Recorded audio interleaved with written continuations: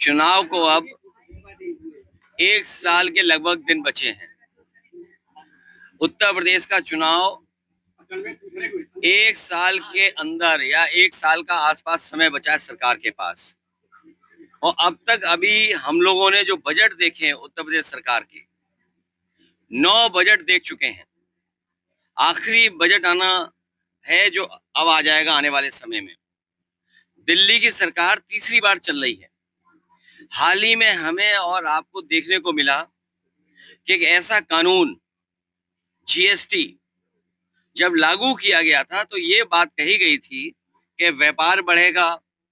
इस कानून के लागू होने से सरल व्यवस्था लागू होगी जिससे कि व्यापारी और कारोबारी अपना टैक्स दे पाएगा। शायद दुनिया में इकलौता जीएसटी कानून रहा होगा जिसमें इतने संशोधन हुए हैं।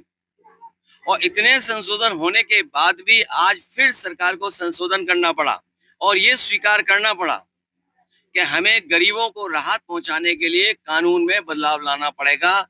उसका जो स्लैब है वो बदलना पड़ेगा कृषि क्षेत्र में या जरूरत के सामान को लेकर के। तो सवाल ये है कि जीएसटी लागू होने से लेकर के अब तक आखिरकार सरकार ने किसको मुनाफा कमाने दिया?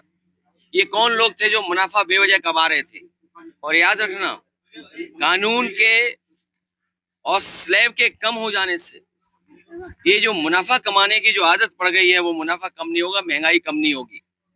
और दूसरी तरफ जो हमारा कारोबार बंद हो रहा है, अमेरिका ने जरूर टैरिफ लगाया है, हमारे कुछ काम पर कारोबार पर टैरिफ लगा दिया, लेकिन टैरिफ से ये लग रहा है कि भारतीय जनता पार्टी के नेताओं के मुंह पर भी टैरिफ लग गया है। आप उनसे सवाल नहीं पूछ सकते टैरिफ को लेकर के।